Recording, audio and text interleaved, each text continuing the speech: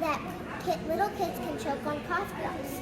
So what I did is I put a cough drop inside of a homemade lollipop that I made by myself with sugar and corn syrup.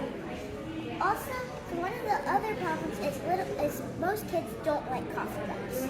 So what you can do is you can just suck on a lollipop but enjoy a cough. You can suck on a lollipop but get better if you're sick.